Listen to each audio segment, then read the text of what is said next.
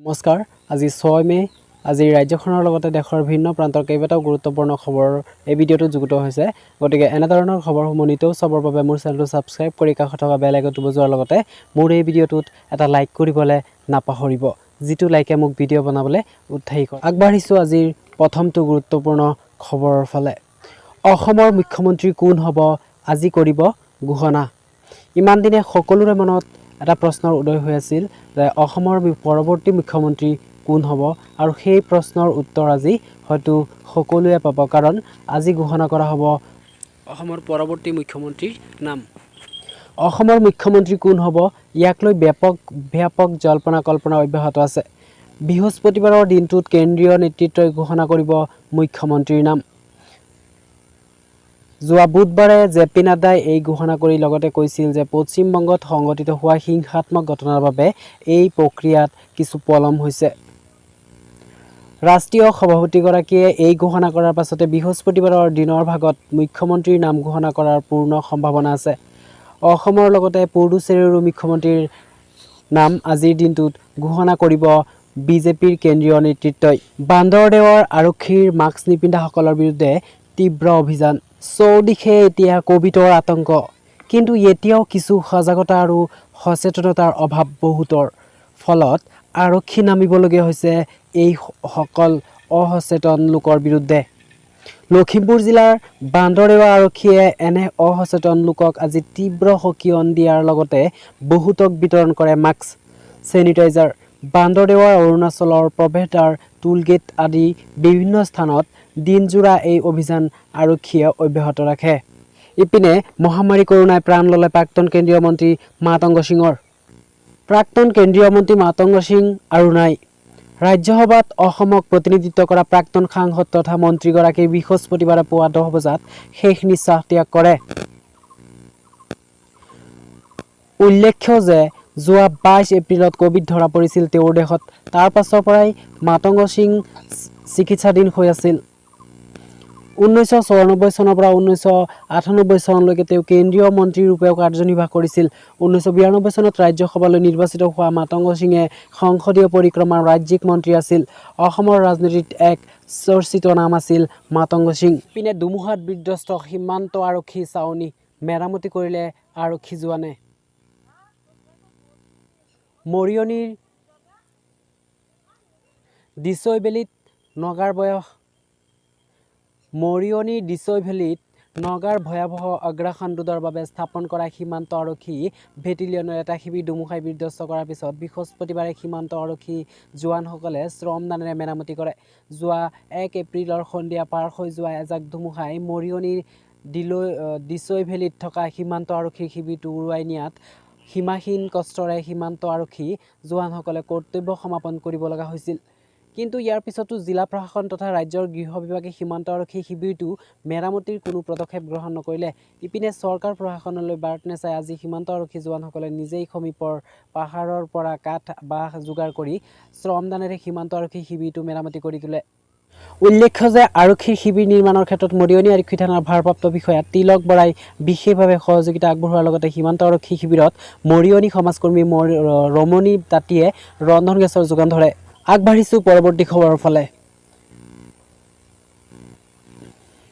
এসময়ৰ সত্যৰ কথাবোৰ যেন অসত্য আছিল, আৰু সেই কথাই আজি ভয়াৱহ ৰূপ ধাৰণ কৰিছে। ভয়াৱহৰ পৰা ভয়াৱহ হৈ গৈ আছে কভিড। দিল্লী, মুম্বাই আদি ৰাজ্যৰ পাছত উত্তৰ পূবতো কভিডৰ ভয়াৱহতা বৃদ্ধি পাইছে। গোৱাত পজিটিভিটি ৰেটে 50ৰ ঘৰ অতিক্ৰম কৰিছে। কৰোনা কেতিয়া কেনেকৈ কাৰ ঘালৈ বিয়পিয়ে সেই নিশ্চয়তা এতিয়া কাৰো হাতত নাই। জৈৱ বলৰ মাজত ৰখোৱা IPLৰ খেলুৱৈসকলৰ দেহতো কৰোনাৰ উপস্থিতি ধৰা পৰাৰ পাছত প্ৰশ্ন উঠিছে এইবোৰ কিমান নিৰাপদ। এজন দুজনকৈ IPLৰ সৈতে জড়িত কেইবাজনো খেলুৱৈ আৰু কৰ্মকৰ্তাৰ দেশত কভিডৰ উপস্থিতিয়ে এই প্ৰতিযোগিতাখনকে স্থগিত ৰাখিবলৈ বাধ্য কৰালে। যোৱা 24 ঘণ্টাত অসমত কভিডে 55গৰাকী লোকৰ প্ৰাণ কাঢ়ি নিলে।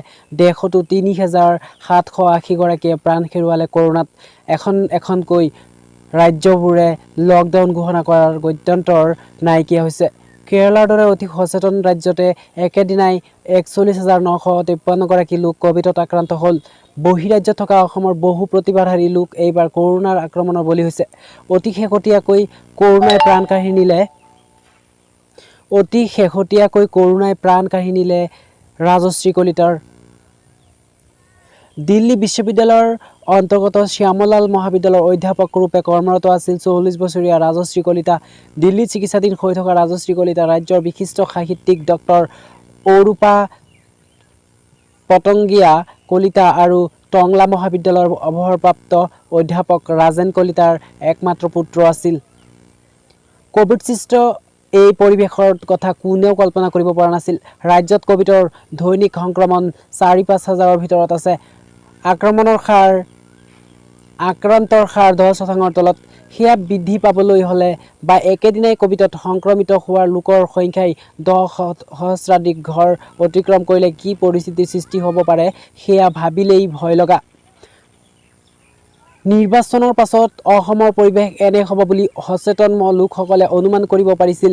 ৰাষ্ট্ৰীয় পৰ্যায়ত কোভিডৰ ৰেহ ৰূপ দেখিও নিৰ্বাচনৰ খাতিৰতে ইয়াক অৱজ্ঞা কৰাৰ ফল আমি পাইছিলোঁ। আনহে নালাগে সৰু ল'ৰা-ছোৱালীবোৰৰ কোভিডত সংক্ৰমিত হৈছে। কোভিডক লৈ যোৱা কিছুদিনত আমি এনে কিছু আচৰণ কৰিছিলোঁ যিবোৰ এতিয়া শুধৰি নাই। ন্যায়ালয়েও এক প্ৰকাৰে কোভিড নিয়ন্ত্ৰণৰ বাবে লকডাউনৰ বিকল্প পথ দেখা নাই। চিকিৎসকসকলেও অনুৰূপ দৃষ্টিভংগীয়ে পোষণ কৰিছে। লকডাউন দিয়াৰ পূৰ্বেই চৰকাৰেও বহু দিশ ভাবি চাব লগা হয়। বন্ধ দি দিলে কোভিডৰ সংক্ৰমণ চেইনডাল যতি পৰিব। কিন্তু সাধাৰণ খাতি খোৱা লোকসকলৰ অৱস্থা কি হ'ব?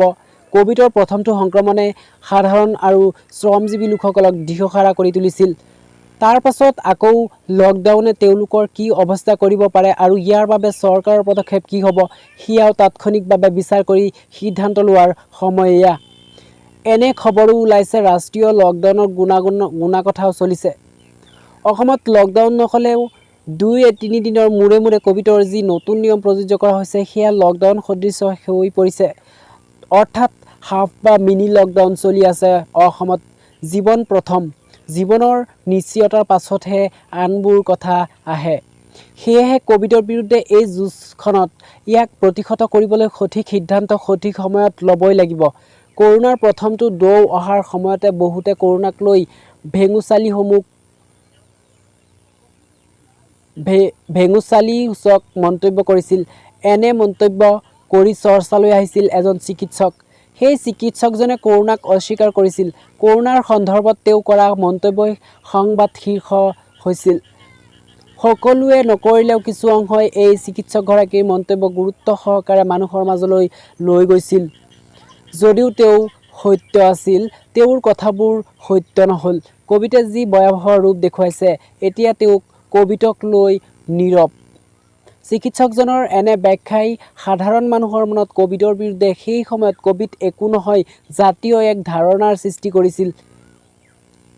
এতিয়া সেই চিকিৎসকগৰাকী নিজকে সংশোধন কৰাৰ সময়, সকলো লোকেই অনুভৱ কৰা সময় যে সজাগ সচেতনতাৰ অবিহনে যিকোনো লোকৰ দেশত এই ভাইৰাছ প্ৰৱেশ ঘটিব পাৰে। কোভিডৰ গতি প্ৰকৃতি এতিয়াও যেন আমি বুজিবই পৰা নাই।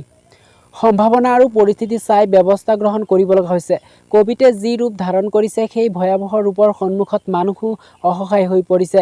ইমান বছৰীয়া সভ্যতাৰ পাছতো জীৱশ্ৰেষ্ঠ বুলি কোৱা মানুহ বিনা চিকিৎসাই প্ৰাণ হেৰুওৱা উদাহৰণ বৰ যন্ত্ৰণাকাতৰ।